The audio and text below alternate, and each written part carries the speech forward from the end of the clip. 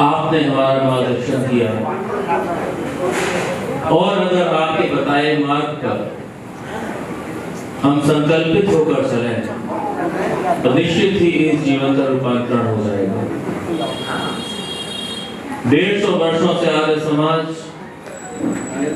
इसी बात को तो कह रहा है कि जो ऋषियों की पद्धति है, जो वैदिक वाङ्मय है, जो वैदिक संपत्ति है, वैदिक संपदा है, उससे ही तो जनमानस का प्रचार आर्य समाज 150 वर्षों से करा रहा है। ऋषि दयानंद ने आर्य समाज की स्थापना, अगर ऋषि दयानंद के सारे कार्य को एक वाक्य में हम समेट लें कि ऋषि दयानंद ने अपने जीवन में क्या किया, क्या ऋषि दयानंद की गीता को गाना प्रेम की कसौटी है? क्या ऋषि दयानंद के चित्रों को अपने घर में सजाना प्रेम की कसौटी है? क्या कसौटी है प्रेम की? अगर आज हम एक पतंग का परवान चढ़ जाता है तो प्रेम की कसौटी किसे कहते हैं? अगर हम कहते हैं हम ईश्वर से प्रेम करते हैं तो प्रेम की कसौटी क्या है? अगर हम कहते हैं हम राष्ट्र से प्रेम करते हैं, देश से प्रेम करते हैं, तो प्रेम की कसौटी क्या है? प्रेम की कसौटी गीतों में झूमना नहीं होता, वो एक अलग विषय है जो हमें उसके लिए ऊर्जा प्रदान करता है।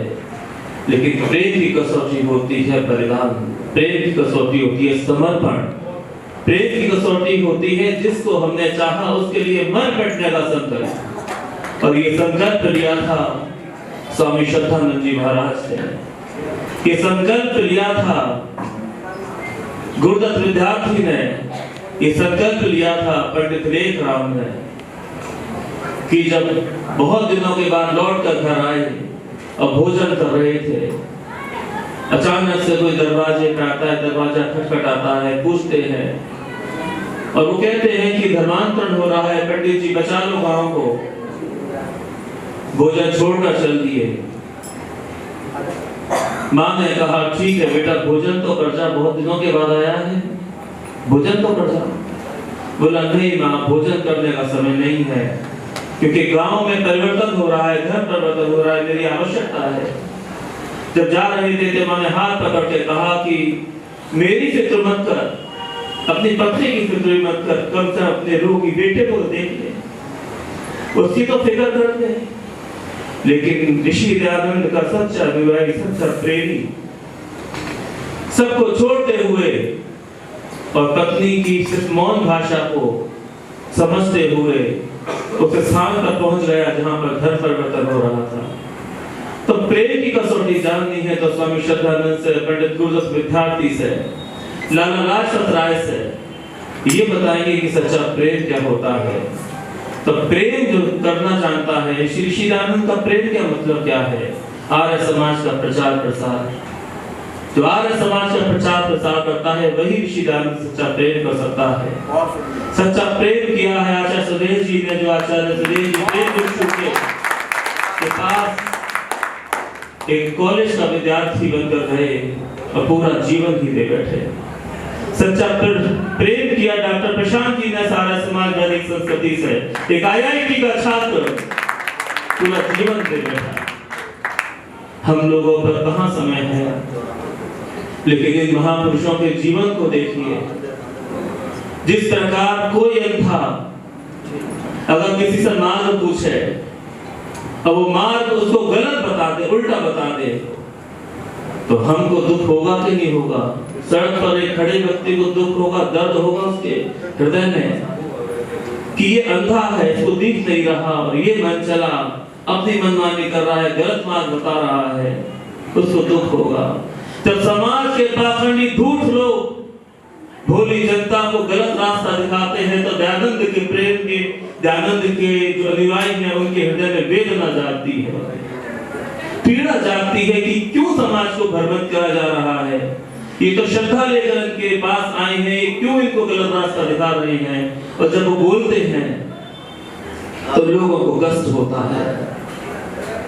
लेकिन याद रखना, जिस प्रकार मानसिक रोगी की चिकित्सा करते समय डॉक्टर ये नहीं देखता कि ये क्या कह रहा है।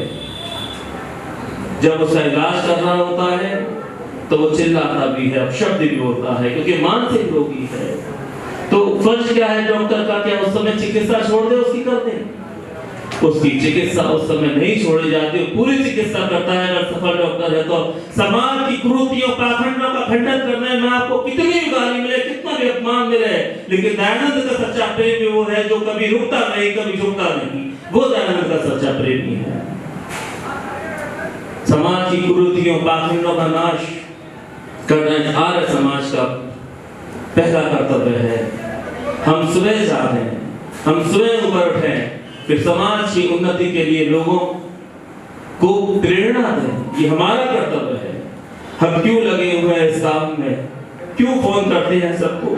क्यों बुलाते हैं बार बार?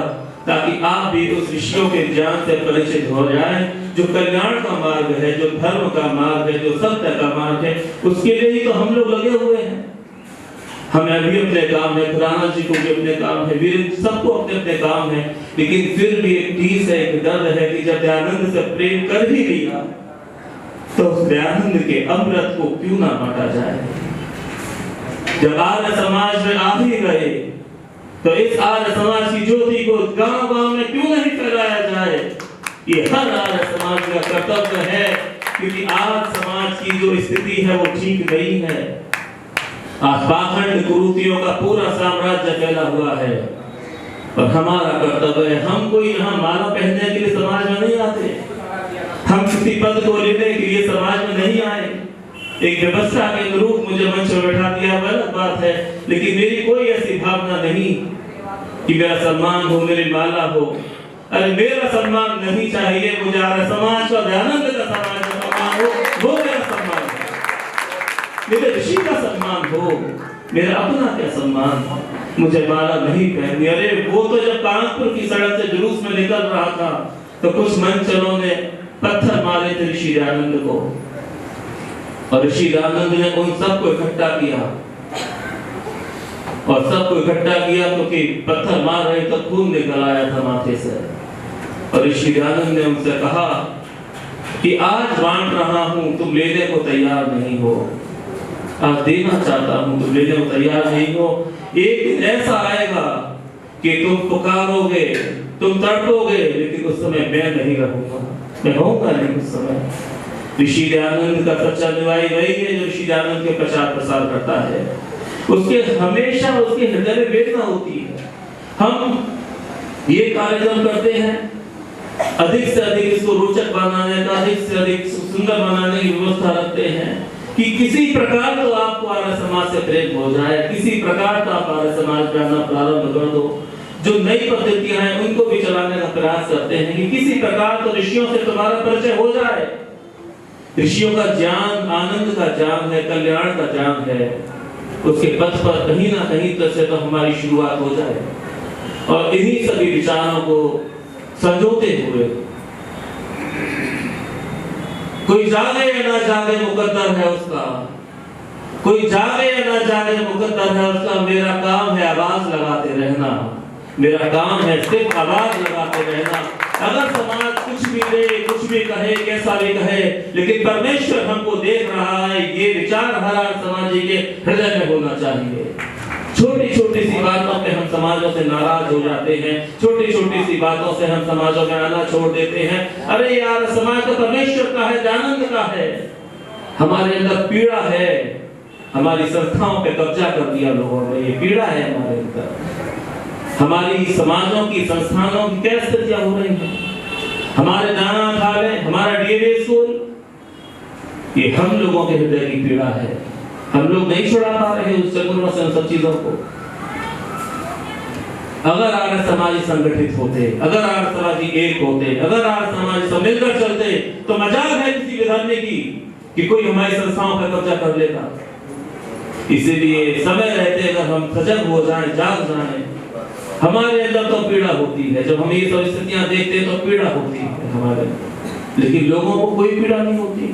तो लगता है कि अभी दयानंद से प्रेम नहीं हुआ, अभी अपनी आर्य समाज को मां नहीं समझा।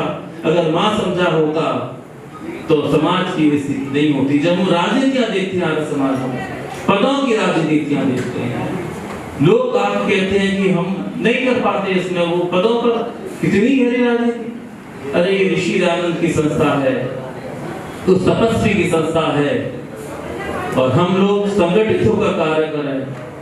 इसीलिए मैं आपसे कहना चाहता हूं कि हमने एक आर्य केंद्रीय सभा की स्थापना की है। कुछ लोगों को उचित नहीं लगा कि आर्य केंद्रीय सभा की स्थापना की गई, पहले से बहुत संस्थाएं थी। लेकिन मैं ये कहना चाहता हूं, इस बात को समझें, ये आर्य केंद्रीय सभा ठीक है, लेकिन ये हमारे दर्द, हृदय की पीड़ा है, दर्द है, क्योंकि दयानंद का जो प्रचार हम करना चाहते हैं वो हम कर नहीं पा रहे थे संगठित होकर। इसीलिए हम आर्य केंद्रीय सभा की स्थापना करने की आवश्यकता पड़ी। ये किसी के विपक्ष में नहीं है, ये किसी समानांतर नहीं है, ये किसी के छोटा बड़ा करने के लिए नहीं है। ये सिर्फ इसलिए है कि मेरे दयानंद और वैदिक संस्कृति का प्रचार हो, तो सब गांव में प्रसार हो। इसीलिए मैं सभी लोगों से कहना चाहता हूं, जो भी मन में ऐसी धारणाएं लेकर बैठे हुए हैं, वो तोड़ दें धारणा को। हम केवल आर्य समाज का प्रचार करना चाहते हैं, वैदिक संस्कृति का प्रचार करना चाहते हैं, और उसी लिए हमने आर्य केंद्रीय सभा की स्थापना की है। जितना हो सके, सभी सभाएं हमारी हैं, सभी मंदिर हमारे हैं, आर्य प्रति सभा भी हमारी है, जिला आर्य प्रति सभा भी हमारी है, क्योंकि सारे लोग दयानंद के अमृत को ही तो बांट रहे हैं। हम क्या कर रहे हैं? जब सारे लोग एक ही घड़े के पानी को पी रहे हैं, तो मन में ऐसे भाव क्यों रखें कि उसकी ये मेरी। अरे वैदिक ज्ञान विज्ञान संस्थान भी उसका काम कर रहा है, हमारी सभा भी उसका काम कर रही है, आप भी उस सभा भी उसका काम करो। सबका उद्देश्य एक है। जब उद्देश्य एक है, तो फिर हमारे मनों में सिदराव नहीं होने चाहिए।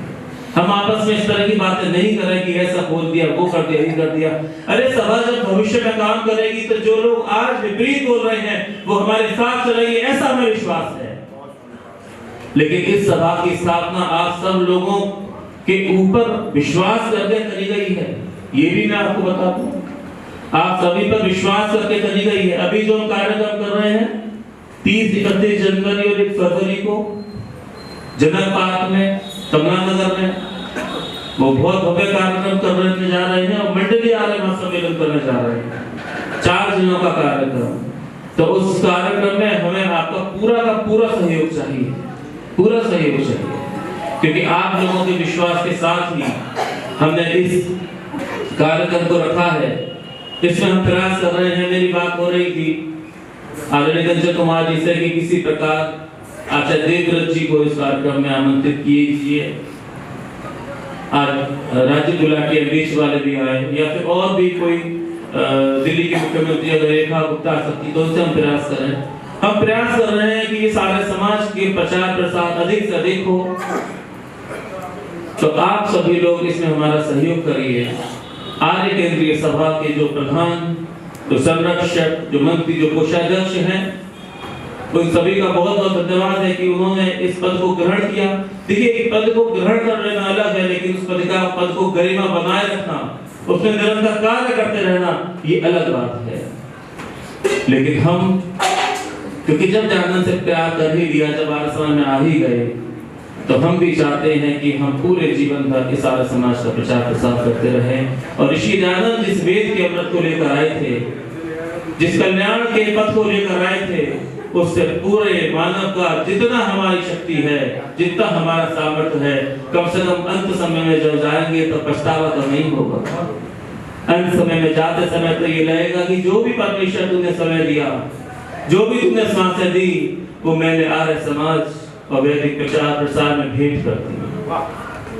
इसीलिए आप सभी से प्रार्थना है कि हमारे इसके जो प्रधान हैं वो आदरणीय मनोज प्राणा जी हैं, इसके जो मंत्री हैं वो आदरणीय वीर वानप्रस्थी जी हैं, जो पहले वीर चंद्र जी के नाम से जिनको आप जानते हैं, और इसके जो कोषाध्यक्ष है वो सुधीर अग्रवाल जी हैं। तो मैं सभी सभाओं से, सभी समाजों से, सभी संगठनों से, सभी आर्यों से ये प्रार्थना करता हूँ, क्योंकि जिला ये मंडलीय कार्यक्रम होगा तो बुद्धसेन जी से भी मिलना होगा, शमशाबाद में भी हमें मिलना होगा, सिरसागंज में भी हमें मिलना होगा, मथुरा में आचार्य जी का भी सहयोग हमें लेना होगा, तभी इतना बड़ा सम्मेलन हम सफल कर सकते हैं। तो आपसे पूरी आशा है, पूरा विश्वास है, जिला रेपति सभा से पूरी आशा है कि हमारा सब सहयोग करेंगे और सब हमारे साथ चलेंगे।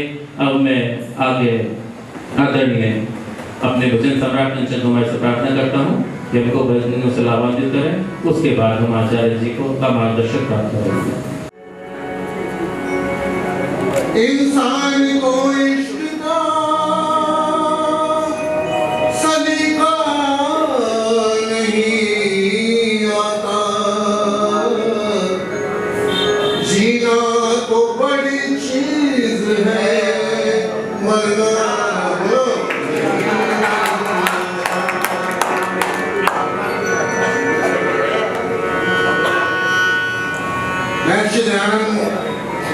जाते जाते भी दुनिया को संदेश ले गए।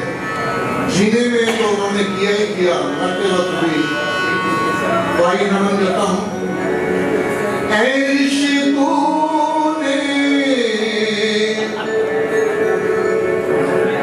हलाहल पी कर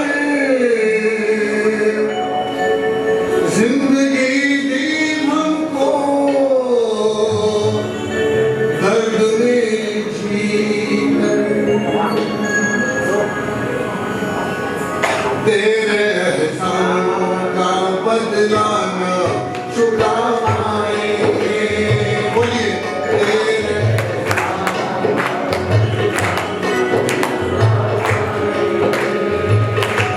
सदियां गुजरेंगी, तुमको न भुला पाएंगे। सदियां गुजरेंगी, तुमको न भुला पाएंगे। ऐशी तूने हलाहल पी कर जिंदगी दी हमको, दर्द में जीकर तेरे एहसानों का बदला न चुका पाएंगे।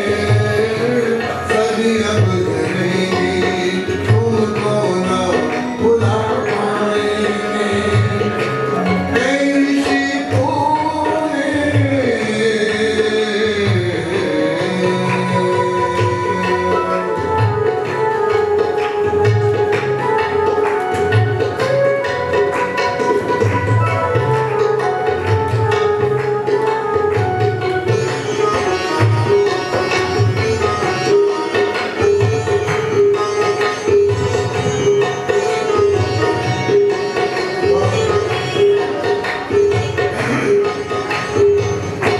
कोई खंजर दिखाता था, कोई पत्थर बरसाता था।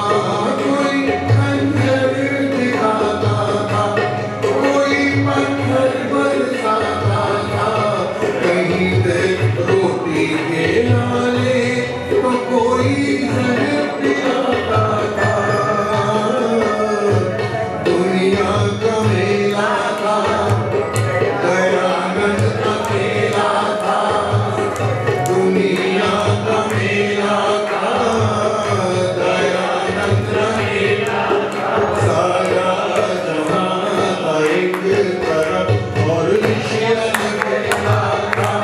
आए दीवानों से कितने परवानों से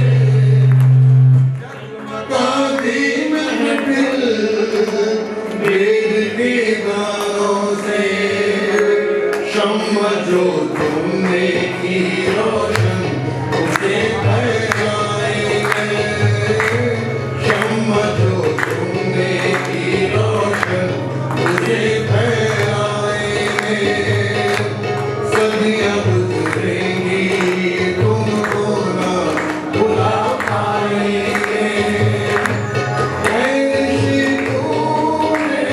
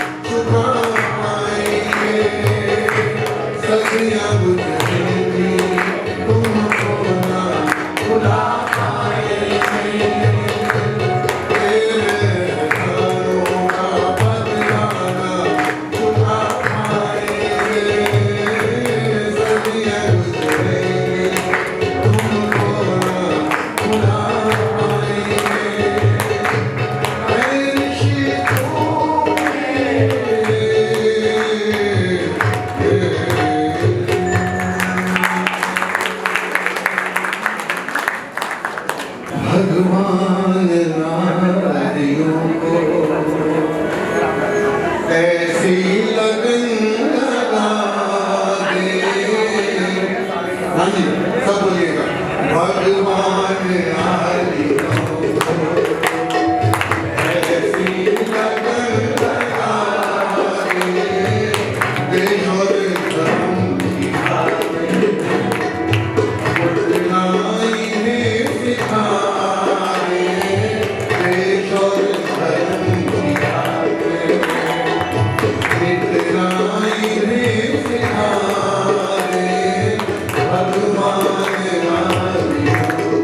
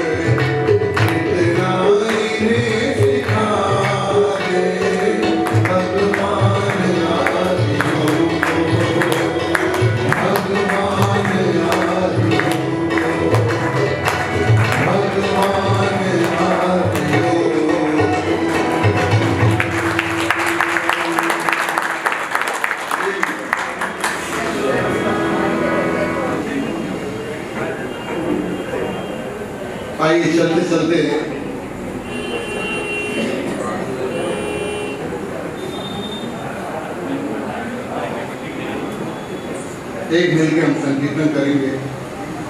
आखिर में चलते चलते पूर्णावती में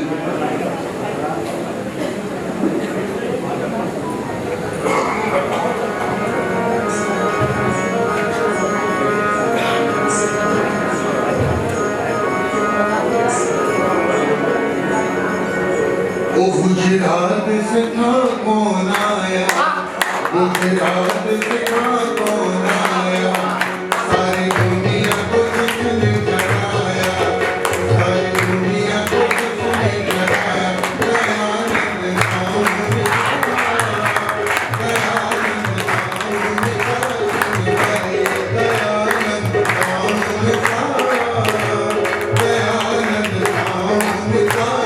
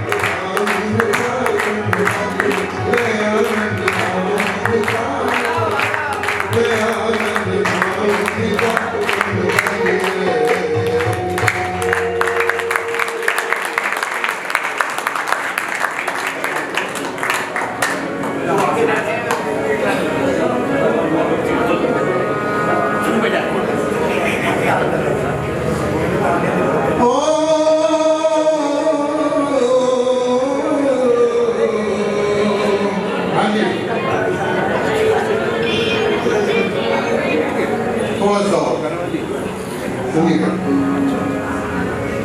ये देश है वीर जवानों का, अलबेलों का, मस्तानों का, इस देश का यारो।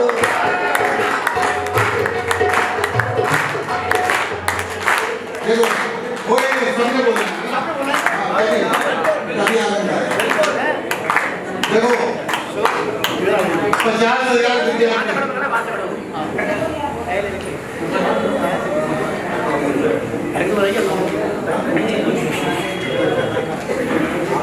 50,000 विद्यार्थी शिविर में थे स्वामी रामदेव जी के।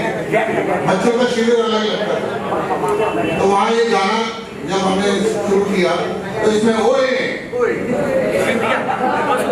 तो आधे बच्चों ने अपनी कमीज उतार के ओए, नहीं तो बच्चे वो आयोजन कह रहे कि पंडित जी उड़न हो जाएगा तो गड़बड़ हो जाएगा, तो बोलना है बस। लेकिन ये देश में वीर जवानों का, अलबेलों का, मस्तानों का,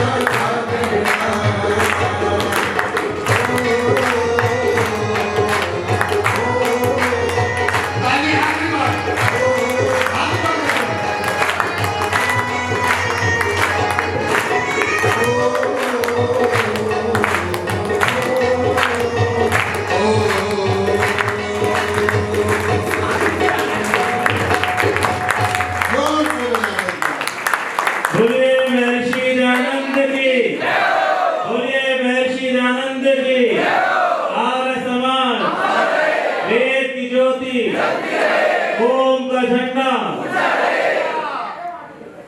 कैसा लग रहा है आप सभी लोगों को?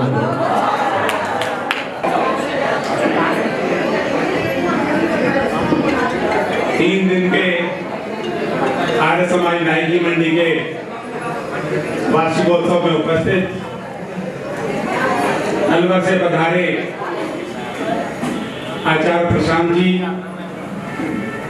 जिनसे हमने सुबह सुबह बहुत सुंदर यज्ञ ब्रह्मा के रूप में भी आप रहे और 3 दिनों से लगातार अपना वेद वाणी से और मेडिटेशन के कई सारे टिप्स दिए आपने। आपके साथ 2 ब्रह्मचारी भी आए हुए हैं, उनका भी स्वागत। और पिछले 3 दिनों से लगभग 5 कार्यक्रमों में आप देख रहे हैं हमारे पंडित कंचन कुमार जी हमारे बीच में हैं और शायद ये संख्या मैं देख तो पा रहा हूँ, बाहर तक जो आवाजें आ रही हैं कंचन कुमार जी की। आपका बहुत बहुत स्वागत इस आर्य समाज नायकी मंडी में। और आपके दोनों जो साथी कलाकार हैं, मैं देख रहा था उनके भी हाथ बड़े अच्छे से थिरकते हैं। अगर आप ना हो तो कंचन कुमार जी की आवाज थोड़ी सी दब जाएगी, और आप लोग ना हो तो कंचन कुमार जी का फिर सुनने का मजा ही क्या। अभी अभी हमारे बीच में पधारे, मैं आपका परिचय तो क्या कर रहा हूँ, हमारे स्वामी जी, हमारे आचार्य जी, आचार्य सुदेश जी मथुरा से पधारे हैं। तो आप सबसे तो हम आर्य समाज के लोग परिचित हैं, कितना बड़ा एक आपका वैदिक ज्ञान है और कितना आर्य समाज इनका वहाँ प्रचार प्रसार करते हैं अपना वेद मंदिर में। हम लोगों को कई बार आपके यहाँ जाने का मौका मिला, और आपने जो आज आर्य समाज को आगे बढ़ाया है उसका तो मैं वर्णन नहीं कर सकता। मंच संचालक अगर अधूरा रह जाए, ऐश्वर्य जी की काम बात ना हो तो बात अधूरी सी लगती है। मंच का संचालन तो कर ही रहे हैं आप आर्य ऐश्वर्य जी। ये सब भवन के साथ सज्जा अगर आप देख रहे हैं, पीछे देख रहे हैं कि आर्य समाज जयपुर हाउस कितना भव्य रूप ले चुका। ये तपस्या का परिणाम है। रात को 12-1 बजे तक कार्य करते रहे थे, ये फूलों का सज्जा कर रहे थे आर्य ऐश्वर्य जी। मेरे साथी लोग जो सुशील जी, सामा जी, आहूजा जी, इनका नाम ना ली तो आर्य समाज नायकी मंडी तो अधूरी सी लगती है। और इधर महिला की तरफ से हमारी प्रधाना मिथिलेश जी, अगर ये बैठ जाएं तो कह रहे थे सबको छोड़ दो, मैं सुबह तक बोलती रहूंगी, ऐसा इनका होगा। और लोग सुनने को भी तैयार थे।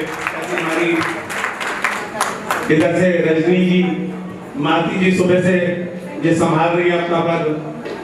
हमारे विकास जी पीछे बैठे हुए हैं और दान पात्र लिए हुए, ये इतना काम करते हैं कि ये सारा कार्यक्रम आप दोनों के बिना पूरा नहीं हो सकता, क्योंकि धन की बहुत आवश्यकता होती है। सामा जी जिन्होंने हमारे आचार्यों को ले जाते हैं और भोजन इत्यादि कराते हैं, सामा जी को भी नहीं भूल सकता। महिला समाज में रजनी जी,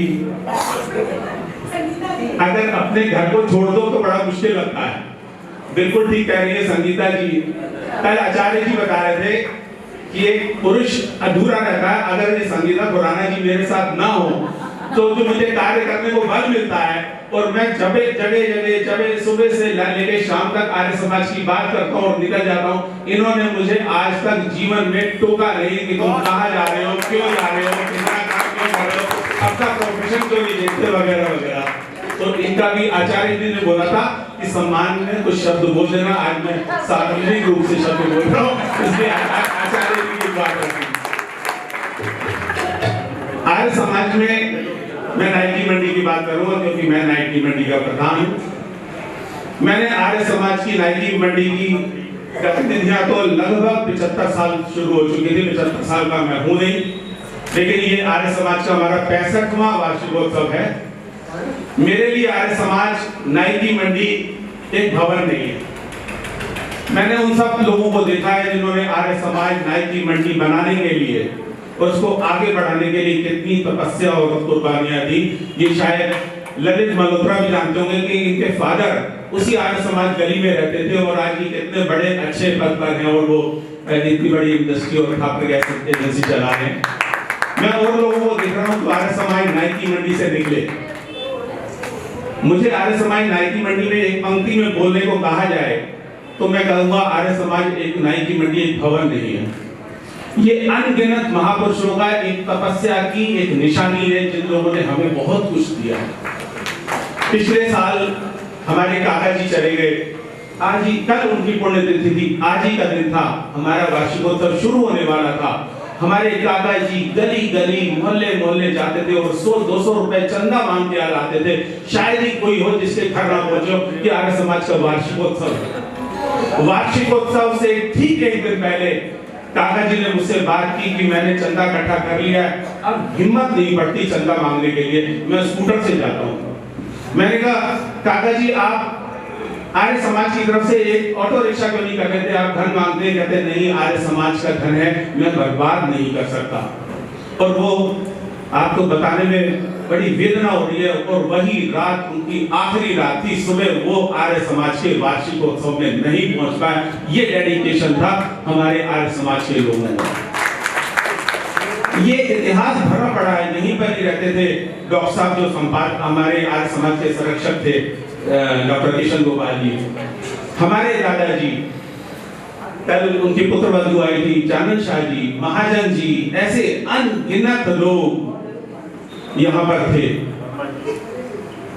बहुत सारे लोग थे, मैं नाम नहीं ले सकता। इस पूरनचंद वर्मा जी थे। अब तो ये यहाँ पर जो जयपुर हाउस समाज है, यहाँ पर बहुत सारे लोग आ गए।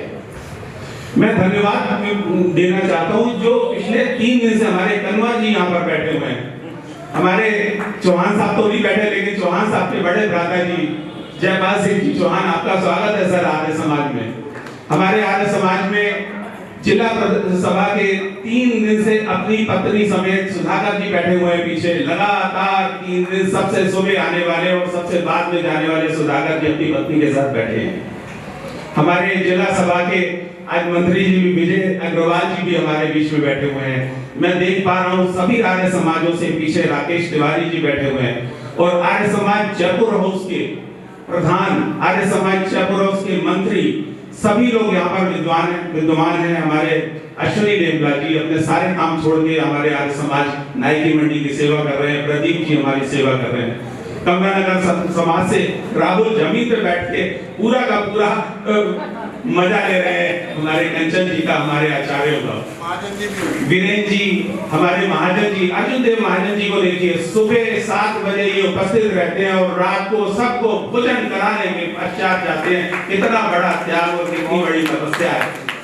मुंडीलाल जी देखिए, सुबह से रात तक हमारे बीच में और अपने कोई ना कोई प्रश्न से, अपना ज्ञान से कुछ ना कुछ हमें तो वो करते रहते हैं। आगे मैं एक बात और कहना चाहता हूँ कि ये तो अनाउंस कर दिया कि एक हम बड़ा काम करने जा रहे हैं। उस बड़े काम के लिए आप सब हमारे सहयोगी बनिए। सभी का सहयोग होगा तभी ये काम हो पाएगा।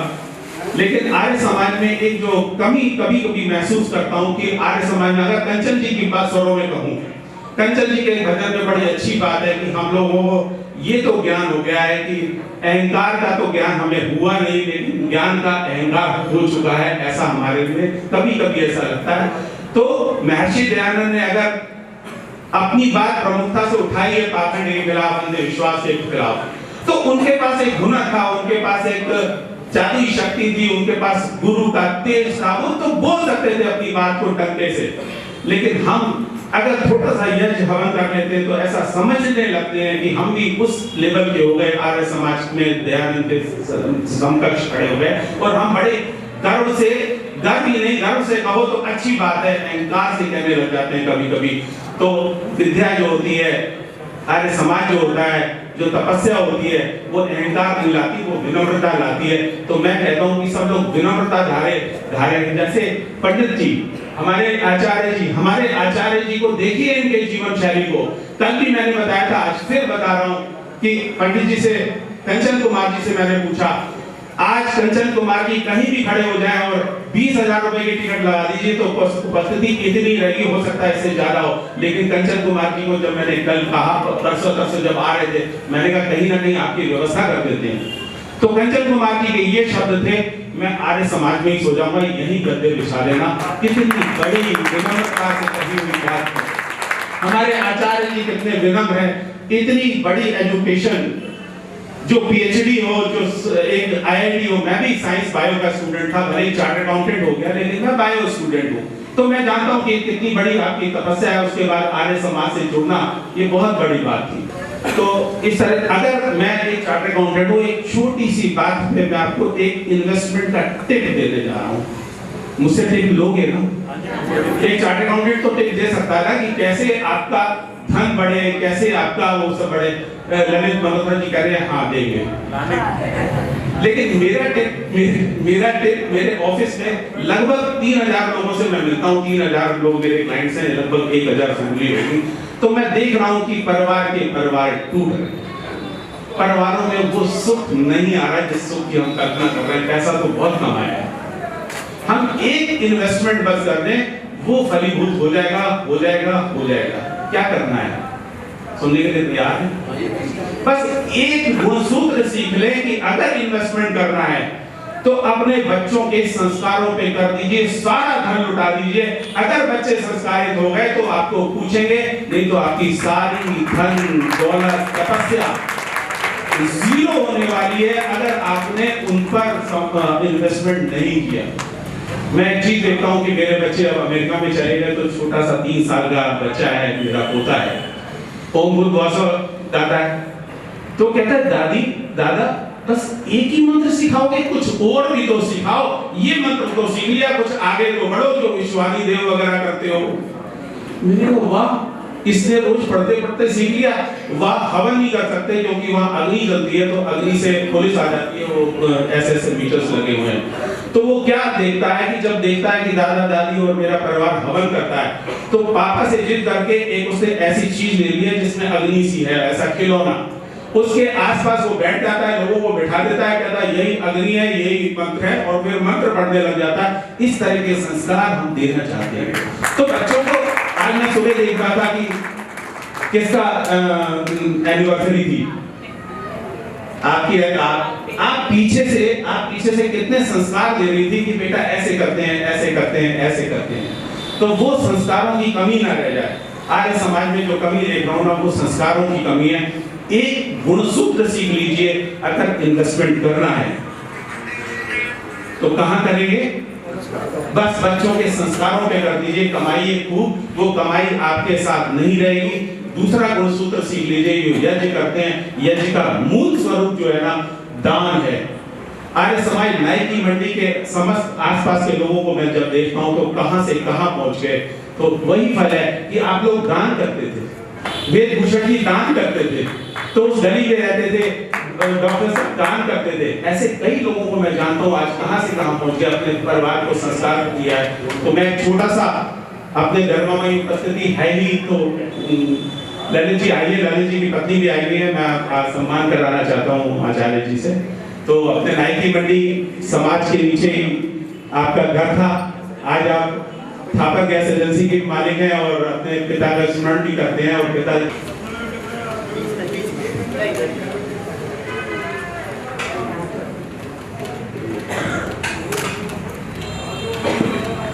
आज आपने देख रहे होंगे कि आर्य समाज की समस्त गतिविधियां पिछले 3 या 4 साल से पेपरों में छपती रहती हैं, आपने देखा होगा।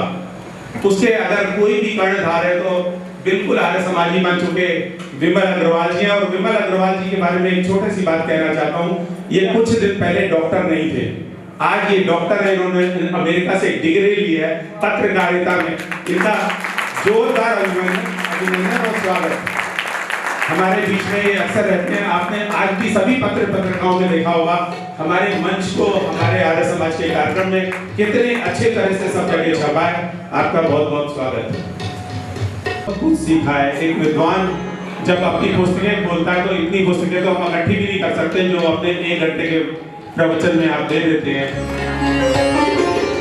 पंडित कंचन कुमार जी से मैं आग्रह करता हूं कि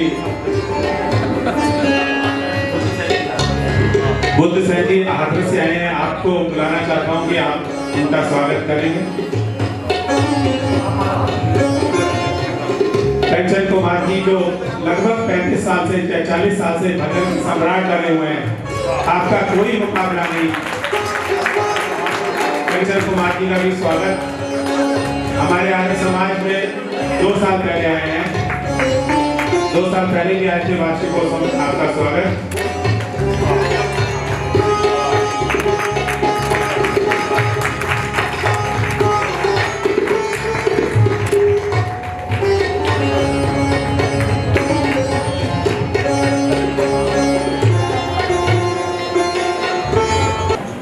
बड़ा ही सुंदर वातावरण बना हुआ है। तो आप लोगों ने अपने प्रेम से आप सुन रहे हैं। अब मैं आचार्य से प्रार्थना करता हूँ, और प्रार्थना से पहले एक बात कहता हूँ, जो आर्य केंद्रीय सभा के हमारे प्रधान बने हैं, जो मंत्री बने हैं, जो कोषाध्यक्ष बने हैं, वो एक बार आए, आचार्य से आशीर्वाद जरूर प्राप्त हो। क्योंकि हम लोग भी समझ लीजिए आर्य केंद्रीय सभा आगे बन गई है और खूब काम करेगी। आप सब लोग उसका साथ दीजिए, तन से भी दीजिए, मन से भी दीजिए, धन से भी दीजिए। इसकी और कार्यकारिणी है, वो हम आगे बता देंगे। तो बहुत बहुत आप लोगों से आशाएं हैं, बहुत बहुत आशाएं हैं कि आप महर्षि दयानंद के कार्य को आगे लेकर जाएंगे। आप निकुलशील जी हैं, सदैव सहयोग हमारा करते हैं और करते रहेंगे। आप चाहे समाज के प्रधान हैं। अब मैं आचार्य से प्रार्थना करता हूँ। ये 3 दिन का आपके बीच में चला और ये आर्य समाज नाई की मंडी क्या उसमें था, चला आर्य समाज जयपुर हाउस में। जयपुर हाउस हमारी मातृ संस्था है। सन 82 की बात है। मैं यहीं पीछे प्रतापनगर में रहता था। यहाँ पढ़ता था अगर कॉलेज में। तो यहाँ से निकल करके जा रहा था, तब ये जगह आगे आसमान मंदिर खाली पड़ी हुई थी। यही बना हुआ था, आगे कुछ बना नहीं था। इसमें कार्यक्रम चल रहा था। तो मैं निकल करके जा रहा था। उससे पहले एक सज्जा प्रकाशन मिल चुका था। तो इधर से जा रहा था तो मथुरा के जहाँ आश्रम में संभालता हूँ, पूज्याचार्य विक्षुति महाराज का प्रवचन चल रहा था। चलते चलते मैं खड़ा हो गया, सुनने लग गया। सुनने के बाद में क्योंकि बालकपन से ये संस्कार थे या पुराने जन्म के संस्कार समझो कि हमें जो धार्मिक कृत्य प्रचलित थे उनमें कोई श्रद्धा नहीं थी। कौन में बस तथ्य दिखाई नहीं देता था।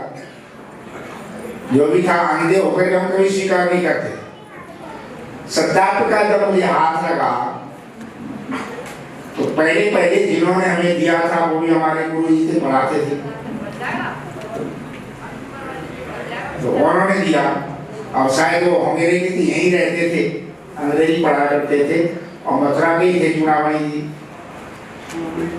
कहना कहीं वो इंटर कॉलेज में हमें पढ़ाया करते थे। तो उन्होंने हमें दिया, मैंने वो पढ़ाई। हाँ, मैंने वो पढ़ाई। एक दिन उन्होंने मुझे टॉल दिया कि वो तेरे पढ़ा के नहीं पढ़ा। मैंने कहा मैं नहीं पढ़ा। मैंने घर आर्य समाज के ऊपर नहीं छोड़ा, ये ध्यान रखना। तुम सोचते हो मैंने आर्य समाज के ऊपर घर नहीं छोड़ा, और किसके ऊपर छोड़ा? मैंने कहा परमात्मा के ऊपर छोड़ा। और घर छोड़ने का उद्देश्य मौज मारना नहीं है। घर छोड़ा नहीं मैंने भाई दुखियों, घर छोड़ा नहीं मैंने भाई दुनिया में मौज बढ़ाने को, आलसी प्रमादी बनकर के मुफ्त माल बढ़ाने को। घर छोड़ा है मैंने भाई, घर छोड़ा है मैंने भाई दुखियों के दुख मिटाने को, आश्रयहीनों को ले अदान दूसरों को गले लगाना। मैंने कहा इसके लिए नहीं छोड़ा, इसके लिए आप कह रहे हमारे अंदर आस्तिकता है, मैं नास्तिक नहीं हूं। और जब से आर्य समाज में आया हूं, ध्यान रखो, आर्य समाज को मैं अपनी मां समझता हूं। जब से आर्य समाज में आया हूं तब से आर्य समाज के लिए मैं मतलब है दो काम किए हैं। आर्य का शिविर लगता ना तो लाठी सिखाते, तो उसमें होता है एक मार हाथ एक बचाव हाथ। सिखाते ना, मार हाथ और बचाव हाथ। आज हमारे दोनों काम किए, उन्हें मार हाथ भी किया है, बचाव हाथ भी किया है। लड़ा भी हूं।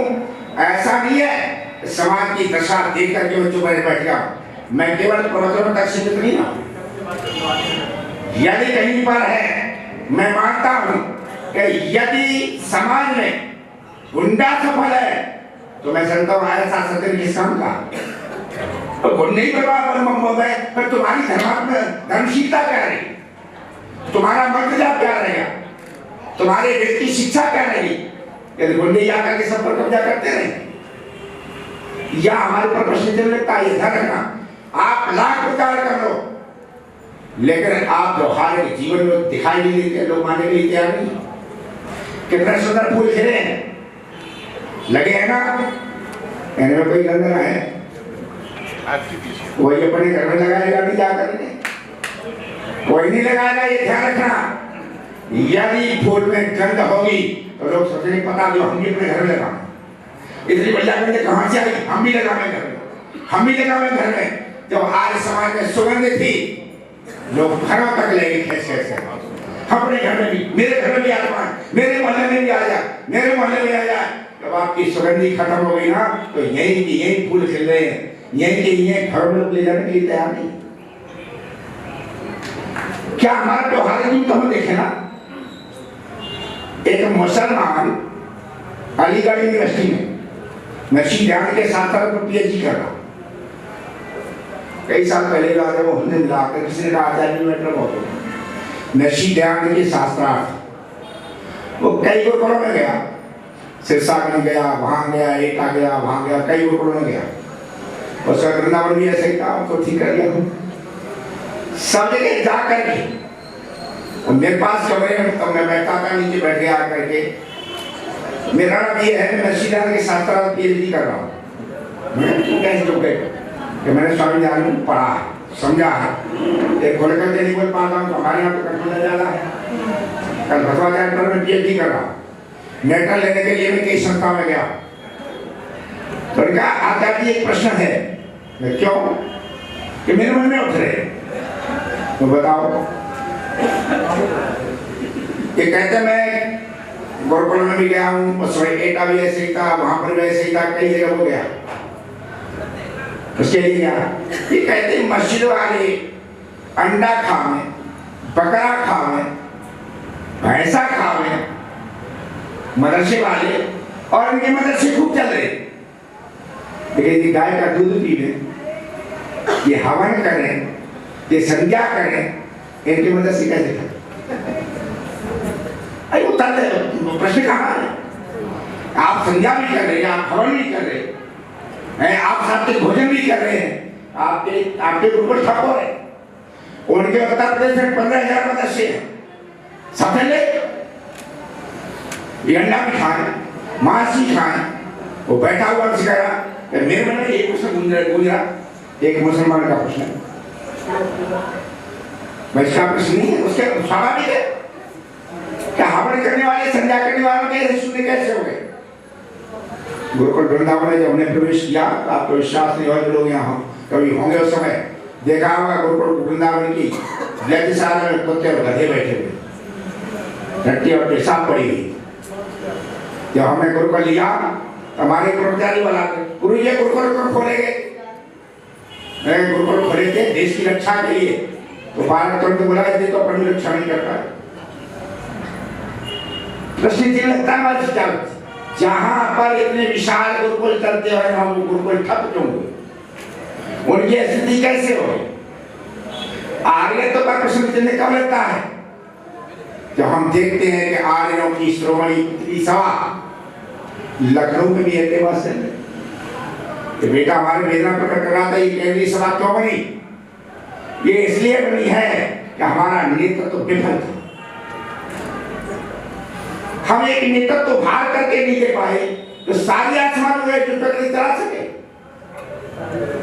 नहीं चला। ये बच्चे जगह जगह पर बैठे हुए हैं, जब इन्हें नेतृत्व ही नहीं मिला तो सारे करें क्या?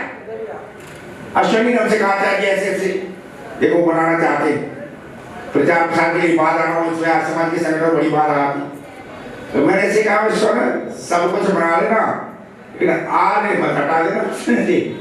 मैंने कहा इन्होंने कोई पहले 50 सवाल बनाने चाहते, लेकिन ना आने हट गया तो सब कुछ है, अब जाएगा। आप लोगों से भी यहाँ पर बैठे कह रहा हूँ, देखो आज समाज को संकीर्णताओं से हटाओ, ये संकीर्णता में जकड़ चुका है, इसके बंधन खोलो। यही एक संस्था ऐसी हमने देखी है दुनिया में जो अपने यहाँ किसी को घुसने नहीं दे रही, यही संस्था ऐसी है जो लोग आना चाहते हैं, ये घुसने नहीं दे रहे। आप देखो जाकर सर्वत्र है, घुसने नहीं दे रहे, जो बैठे वो आगे आने नहीं दे रहे। दरवाजे खोलो, लोगों को आने दो, संगठन बढ़ेगा। वेद मंदिर में मासिक सत्संग होता है और 3-3, 4-400, 500 की उपस्थिति हो जाती है, जितने उत्सव में लोग करते हैं। अच्छा ये 400-500 आते हैं, ये कोई आसमानी थोड़ी है, इनमें 90% लोग पौराणिक है, 90% पौराणिक आता है।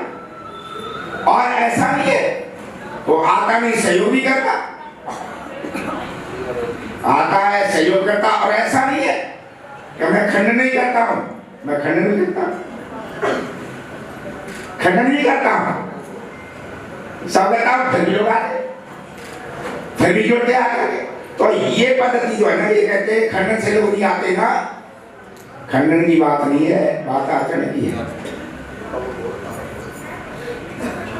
खंडन की बात नहीं है। खंडन यदि करते हैं तो हम करते हैं। हमारी प्रोत्साहन कई सुन लो, फिरोजाबाद शुक्रवार की कई मंदिरों में मुझे बुलाया गया और 2,500-3,000 की उपस्थिति होती है। एक तो मेहनती करने की आचार्य ये क्षेत्र तब सुधरेगा जब सारी संपत्तियां बात को लेते हैं। मैंने कहा मैं क्या करूंगा, ये तो हनुमान जी बैठे रहे, तो यहाँ ले लो, कई एकड़ जमीन है। जबलपुर के पास में एक महात्मा जी ने अपना पूरा आश्रम 25 लाख रुपए मतलब जो उनके जमा थे और वो मरे। उनके बेटों ने कहा कि पिताजी तो चले गए, सन्यासी हो गए, पहले अधिकारी, पिताजी तो चले गए, फिर क्या वो वसीयत सब आपके नाम करेंगे। क्या करें, 25 लाख रुपया महीना करेंगे, आपके नाम ही है। सारा आश्रम 3,000 वर्ग में बना हुआ कमरे हमरे जो कुछ वसीयत है वो सब आपके नाम करेंगे। और कहते और बैंक का जो है लॉकर उसका ताला है, वो भी चाबी है, वो भी आपके नाम है। मैंने कहा भाई इन्हें तो हमें कहीं बताया नहीं, ये संतोष है वो तो लेते रहे, जी आधार कार्ड भेजो, ये भेजो, मुझे तो पता नहीं ये करके जाए। मैंने कहा फिर मैंने संतोष काम से कह दो जो भी 20-25 लाख रुपए उन्होंने हमारे नाम करे हैं, मेरे नाम पर वो आवेंगे, मैं सब वापस कर दूंगा आपको, कि मैं ऐसा काम कभी नहीं करूंगा। मुझे लड़के कह रहे आपको दिख रहा आप कुछ भी करें बाप। अब मैंने बाकी पुरोहित को भेजा, टेस्टी करा के मैं आर्मी दलवानों से कहूँ देखो कोई चीज बन जाए, बढ़िया बन जाए, टेस्ट बना कर शुरू करा। तो ऐसा नहीं है, लोगों ने आपके काम पर आपकी त्याग तपस्या को देख करके संपत्तियां लुटा। फरीदाबाद में गोकुल देखिए 250 एकड़ में है, फरीदाबाद 250, वृंदावन गोकुल 50 एकड़ में है, शिक्षाखंड की 300 बीघा जमीन है, एकता की लोगों ने हद कटी देने के लिए।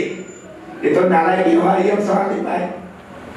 कोई संपत्ति कमी है, किसी भी राजनीतिक दल का शहर में कोई एक कार्यालय होता है और हमारे कार्यालय आगरा में कितने हैं समाये, इतने कार्यालय की तपस्या कोई बढ़िया ही है ना। एक दुर्भाग्य है कि हमारे कार्यालय हमारे मंदिर और अभी आर्मी दल के शिविर लगे तो इन्हें घुसने नहीं देंगे। स्थितियां ये है। इन सारी परिस्थितियों को देख करके सिद्धांत आप सब जानते हैं आज समाज का, पर सिद्धांत लागू कैसे हो वो बिना संगठन के नहीं होता है। अश्विनी एक ऐसा बालक है जिसमें ऊर्जा है, जोश है, करता है, वेदना आई है, तो ये आर्य केंद्रीय सभा, इसे आर्य समाज से अलग मत समझो। केंद्रीय सभा हरियाणा में बहुत बड़ा नहीं, धीरे धीरे में, और वो आर्य समाज से अलग थोड़ी आर्य समाज का ही कार्य करते हैं। इसमें जोश है तो इसने एक मंडलीय सम्मेलन इन तिथियों में बुलाया है, तो पूरे जोश खरोश के साथ में सब इस सम्मेलन को सफल बना। ये आर्य समाज का ही अलग मत मान लेना, ये केंद्रीय सभा कोई अलग चीज है ना, ये तो काम करने की स्वतंत्रता के लिए बनाई है, कोई विशेष बात नहीं है। दयानंद की दीवार है, दयानंद का ही काम करते, तो सबको मिल करके काम करना है। और कभी ध्यान होगा, कभी पुराने लोग हैं नहीं, कभी मैंने नाई की मंडी में बैठ करके कहा था, 10-12 साल पर 13 साल हो गए, लोगों ने कहा आचार्य जी गुरुकुल वृंदावन धूल फाँक रहा है। मैंने उस समय कहा था कि भाई धूल भले ही फाँक रहा है, लेकिन मैं आर्य हूं, मैं दयानंद का सिपाही हूं। देर होती अंधेर नहीं होती है, मैं कभी आर्य वही है समझो तो सहनशील है। लड़ाई कितनी भी लंबी हो, चाहे सारे जीवन लड़नी पड़ जाए, हम कभी हताश निराश नहीं है, लड़ाई जीत करके ही है। आपको ध्यान होगा मैंने उस समय कहा था गुरुकुल वृंदावन आपके हाथ में, बच्चे पढ़ रहे यूनिवर्सिटी है, फिर यूनिवर्सिटी बनाएंगे, लेकिन विरोधी अब भी नहीं चुक रहे, उस पर स्टे ले आए, निर्माण ही होने दे रहे। और मैं कहीं जाता नहीं हूँ, आपने देखा होगा भवन के ये भवन तो बनते हैं अपने आप, अब भी हमारे पास 12 करोड़ के मतदाता हैं, वो मतदाता 12 करोड़ के जो आज समाज में है, तो यूं कहते हैं तो आजादी बड़े विचित्र है। लोग दानी के पीछे घूमते हैं, ये दानियों से बात नहीं करते। अब दानियों से बात तो ये नहीं करते, तो ये कहते कि बेचे नहीं लग पैसा कटेगा, लेकिन वो स्टे भी टूटेगा जल्दी, ये मेरा दृढ़ विश्वास है। आज उत्तर प्रदेश में जो स्थिति है वो आप सबको पता है, पर मैं आपको आश्वस्त करता हूं कि ज्यादा दिन नहीं है, पूरा प्रदेश आपके हाथ में होगा। ज्यादा दिन नहीं है, संघर्ष बहुत बढ़िया, पूरा प्रदेश हाथ में होगा, पूरी समाज से होगी, अच्छे लोगों को उसमें होगी, कभी भी निराशा की बात ही नहीं है।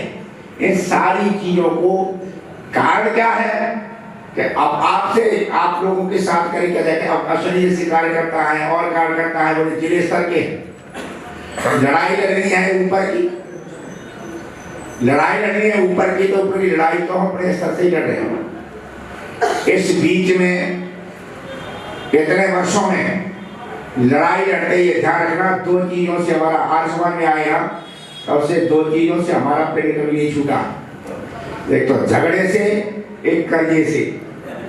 कर्जा भी रहे हैं, झगड़ा भी रहा, झगड़ा नहीं हुआ, जब कर्जे की बात आई, कुरकुरी बात आई, मैं लड़ूंगा, मैंने कर्जा उठा लिए पैसे, ब्रह्मचारी बोले आचार्य जी कर्जा पैसे उठा लिए, और क्या फिर कैसे चुकाओगे? चुका देंगे धीरे धीरे करके। मैंने कहा सुन लो, किसी की माँ को कैंसर हो जाएगा तो माँ का आत्मा को बचाने के लिए कर्जा लेकर के आता, यदि आज समाज की स्थिति सही नहीं, तो कर्जा लेना पड़े, चाहे चार्ज नहीं चुकाना पड़े, मैं पर इसके लिए सब तरह से तैयार हूँ। लखनऊ की लड़ाई हो, चाहे यहाँ की लड़ाई हो, चाहे हमने इतना वकीलों पर पैसा किया, खर्चा इतना किया है, लेकिन हमने कभी लड़ाई छोड़ी नहीं और आज भी नहीं छोड़ी। प्रदेश के जितने भी विद्यालय हैं, प्रदेश में जितनी गौशालाएं हैं, प्रदेश में जितने आश्रम हैं, प्रदेश में जितने मार्केट, मुझे सब पता है, बहुत बड़ी संपत्ति प्रदेश की है, लेकिन आपको आश्वस्त करना हो, साथ खड़े रहिए।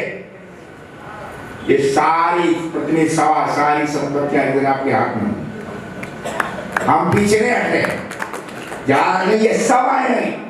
क्या मेरा दृढ़ विश्वास है कि हमारे साथ ही ईश्वर है, हमारे साथ ईश्वर है, चाहे संघर्ष लंबा है और हम हारेंगे नहीं। लोग साथ आते हैं, साथ छोड़ जाते हैं, पर उनकी हम कभी परवाह नहीं करते।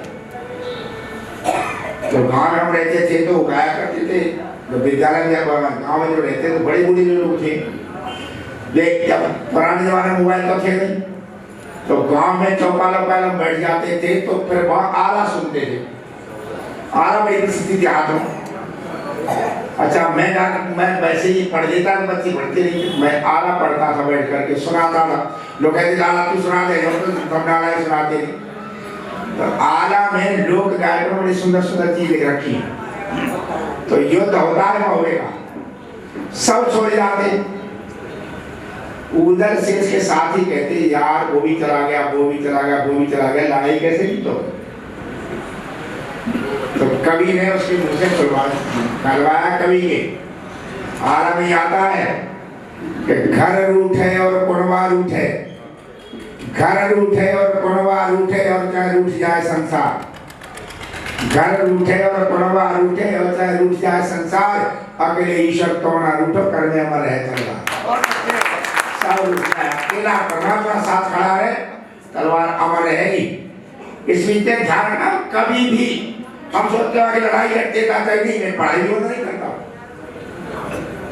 अपने कई बच्चे इस समय पीएचडी कर रहे हैं, कई बच्चों ने नेट निकाल दिया, कई बच्चों ने जीआरएफ ले लिया, मध्य प्रदेश सरकार में कई बच्चे ऐसे पदों पर पहुंच गए, पढ़ाई में भी कमी नहीं रखते, वृंदावन के गुरुकुल के बच्चे आगे बढ़ करके भी काम कर रहे हैं, पढ़ रहे हैं, लिख रहे हैं, ये सब कर रहे हैं, और लगातार पुरोहित शिविर लगा रहे, लगभग 50 उनका पुरोहितों को तैयार कर रहे हैं। तो जब तक पुरोहित जगह जगह नहीं पहुंचेंगे, जाति क्षेत्रों में स्थिति खराब। इन सारी चीजों को हम निरंतर कर रहे हैं, निराशाएं की कोई बात नहीं है। अपने जिले के जितने लोग हैं, माता बहन हमारे बीच में बैठी हैं, सबसे ही कह रहे हैं कि देखो निकल पड़ो, माताओं बहनों से भी कह रहे हैं कि तुम्हारी बिरादरी का ज्यादा हाल खराब।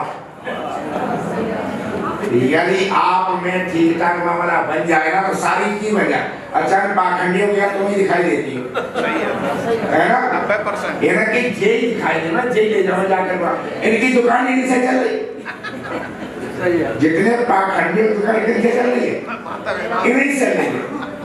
और तुम यदि सजग होकर के तुम देखना, ये ब्रह्मकुमारी वाली घर घर घुस जाती, जाकर घर घर प्रचार करे, जब है घर घर चली जाती, जाकर तुम घर घर जाओ, चौके चूल्हे तो फुर्सत हो, घर में बैठो, दूसरे क्या जाओ, देखा लगो, बैठे काम नहीं चलेगा, लगने से काम चलेगा, घर घर जाकर के घुस जाओ। और इतनी ये तो बिरादरी इतनी भोली और है क्या जो बताएगा वही करने लग जाओ। हम गुरुकुल में रुकते नहीं है, ये इन्हें रुकना भी ठीक है। गुरुकुल में आते जाते हमारे आमले का पेड़ है तो खूब पूजा करेंगे, बतासी चढ़ावे, मखाने चढ़ावे, और हनुमान देवता बैठे रहते, ये पूजा आते थे, जब पूजा करते थे। अब कल मैं वहां से आया हवन करके, और वो टहलने आती तो हवन के पास में वो पड़ा हुआ है, खड़ा हुआ है तुलसी का पेड़। तुलसी के पेड़ के नीचे मतलब लाल कपड़े में पटा हुआ वो रखा, शालिग्राम था, हमने उठाया, ये सामान्य क्या है संतोष हो बेटा, तो ब्रह्मचारी संतोष किया, संतोष ये तेरे मतलब कहा है गुरु जी में। तो देखो तुलसी जी के लिए शीशा, कंगा, सुरमा, पिछुआ,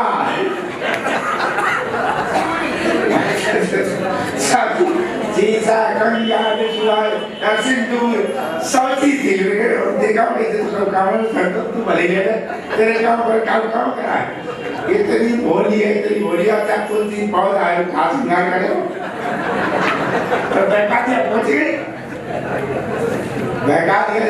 पहुंच जाती।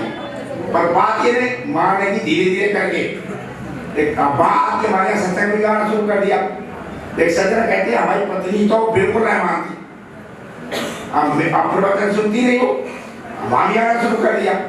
तो वहां जो अश्वनी जी इन पे कछुआ को चढ़ाया करो, ये चढ़ाए बगैर नहीं मानती।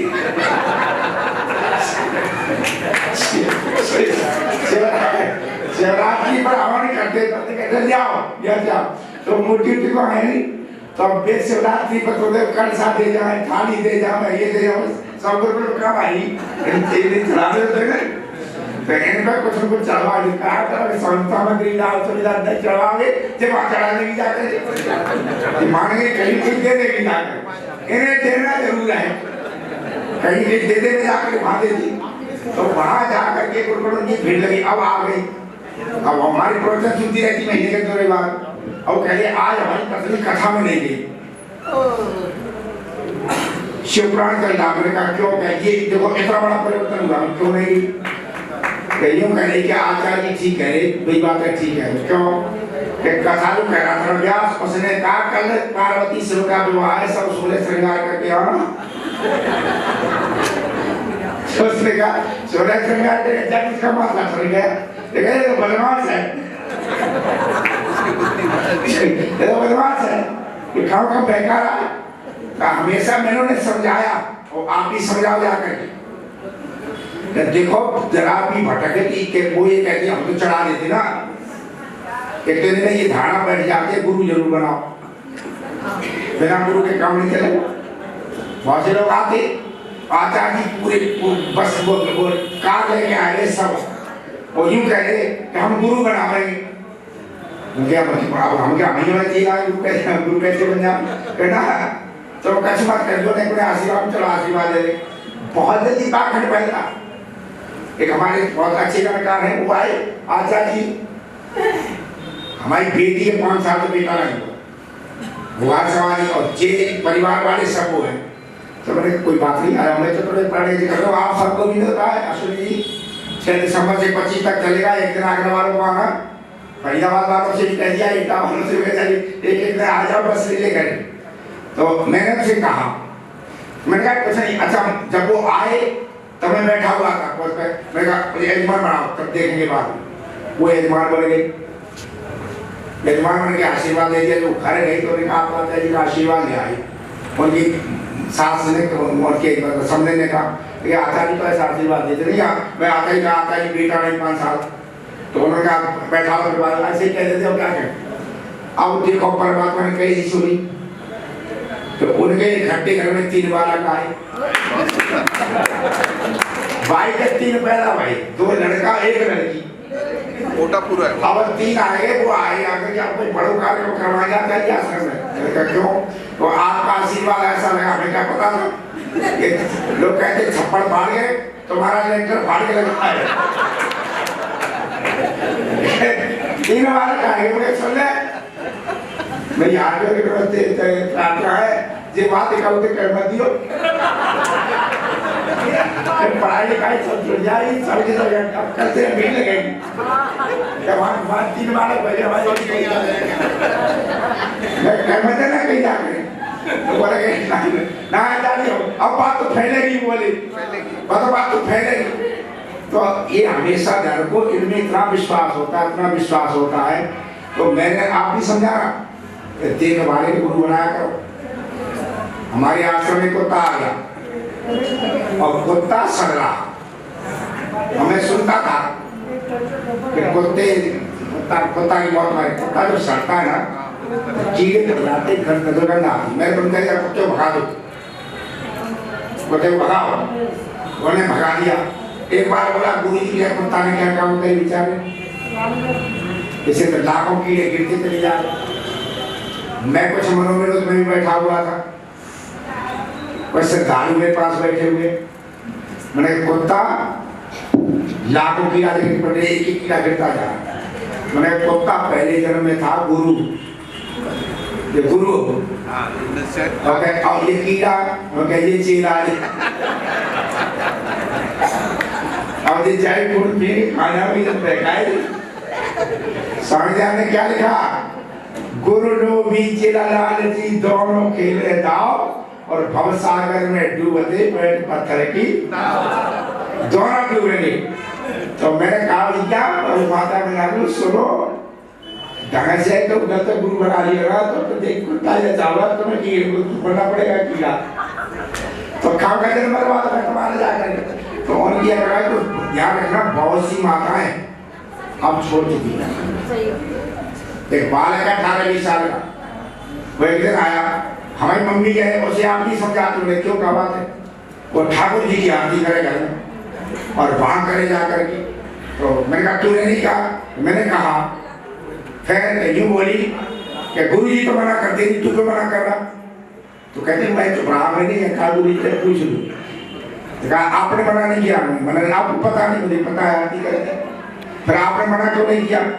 मैं मना कर देते ये भाग जाती, यहाँ आती नहीं, तू छोटा था तू भी नहीं जाता। अब तू आगे समाजी कट्टर बन गया, अब इसे कर दे आरती, हमें तो तुझे लाना था। अब वो जरा समझ कर गया, माँ वो हटती नहीं वहां से। लेकिन वो ये कहता था ये तो समझते वो अब कहीं चढ़ाने नहीं जाती। संस्कार होते हैं, संस्कार बड़ी मुश्किल होते। छात्रा हमारा चला प्रवचन कई साल पड़ गया, चौधरी लक्ष्मी नारायण मंत्री है वो सुन रहे। तो प्रवचन सुनने के बाद फिर उनका मना बोलने का आचार्य जी बात कहते हैं बिल्कुल दिमाग में बैठे, पर संस्कार ऐसे हैं। कहते हैं यहाँ से हम जाएंगे, मंत्री जी कह रहे, और सामने हनुमान बाबा के मंदिर में जाओ तो हाथ जुड़ जाएंगे, कहीं गाड़ी न पड़ जाए। ये संस्कार डालिए, हाथ जुड़ी करके गाड़ी में पड़ जाए, संस्कार पड़े। लेकिन संस्कार सहजता से जाएंगे, धीरे धीरे जाएंगे। तो एक तो ये है कि कभी भारा मत खेचा करो कि जी आज समाजी हम पौराणिक ना, ऐसा मत करो। सब हमारे तो है, उन्हीं को हमें सुधारना है भाई। कभी भारा मत खेचा करो, उन्हें लियाओ प्यार के पुचकार के न सीधा हमला करो उन पर भाई। थोड़े बहुत करके धीरे धीरे उनकी समझ आ जाए कि ये करने आ जाएगा। एकदम हमला पर बनोगे जाए, उनमें आकर बात है नहीं कुछ भी। और तो हमला पर जाते हमारे यहाँ से भाग जाते। कई साल पहले की बात है, इधर यात्रा निकलती थी बटेश्वर से और उधर जाती थी गोवर्धन तक एक संत निकालते थे बंधन दास, और मेरे पास पहुंचे। वैसे पहुंचे स्वामी रामदेव जी आ गए। एक गांव आया, ऊंचा गांव राधे गांव कहते थे, वहां स्वामी जी को लाना था।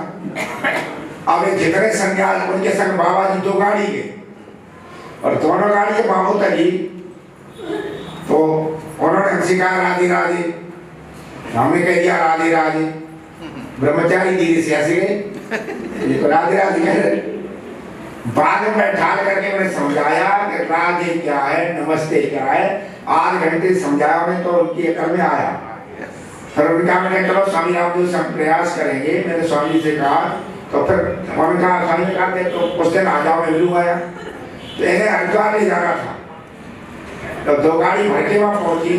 जैसे ही उतरे सन्यासी लोग, बाबा जी सब, वैसे ही हमने कहा कि राधे राधे महाराज, तो बेई कहने लगी, पहले राधे राधे करते थे, कहा जी मजाक तो कर रहे हो। नमस्ते जी, आते ही मजाक कर रहे हो, नमस्ते जी, आगे ना करो नमस्ते।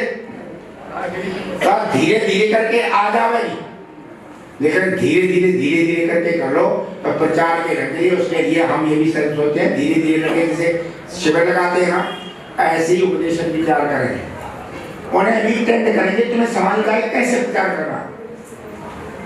आर्यो ध्यान रखो, जो आदमी मूर्ति के सामने लेट रहा है, मूर्ति न बोलती है, न चलती है, न कुछ आशीर्वाद देती है। मूर्ति के सामने जो आदमी लेट रहा है, और हम तो बोलते चलते हैं, आशीर्वाद देते थे, हमारे सामने न लेटे, तो ये क्या है, हमारी असफलता है। तो मूर्ति का भी लेट रहा है, तो यदि इनके बीच हम नहीं जाते या ये हमें नहीं ला पाते, तो हमारी असफलता है। लेकिन हमारे व्यवहार के ऐसा व्यवहार लेकर के चले। और एक बार फिर मैं प्रिय शनि को, खुराना जी को, और जितने भी उनके कार्यकर्ता, जितने पदाधिकारी हैं, उनको आश्वस्त करता हूँ कि मैं उनके साथ सदा खड़ा रहूँगा। जब भी याद करेंगे तब आऊँगा। लेकिन एक शिकायत है, उसको दूर करो। कारण क्या, हम इतने बंधनों में जकड़े हैं, इतने बंधनों में जकड़े हैं, कुछ बंधनों को नहीं तोड़ पाएंगे। पिता कैसे आपकी आ चुकी, हर हमारे कार्यक्रम में एक पुस्तक होती है आपकी, भारत में अंधविश्वास तथा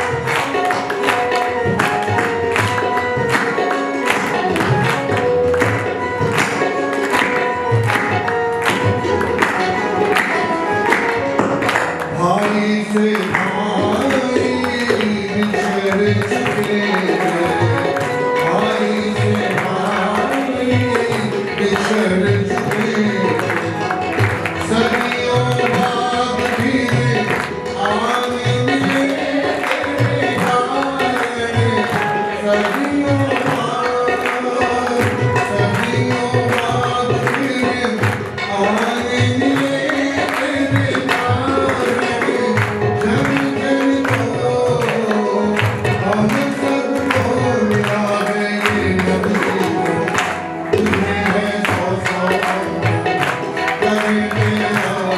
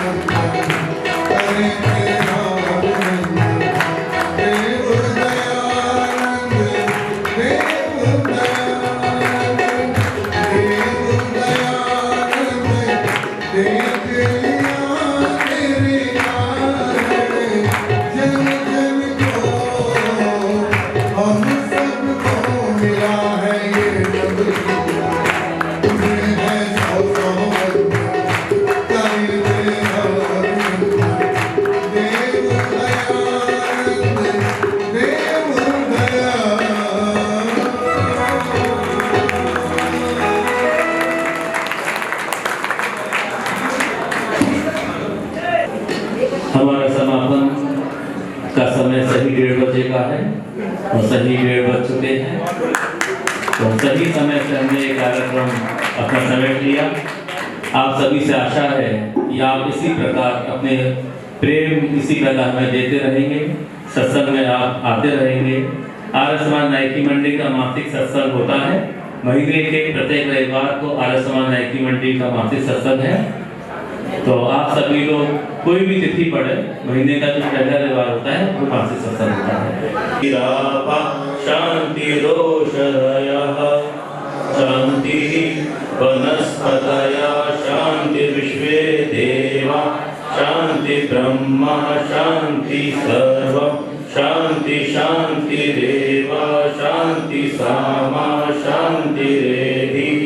ओम शांति शांति शांति। ओम जो बोले सो अभय।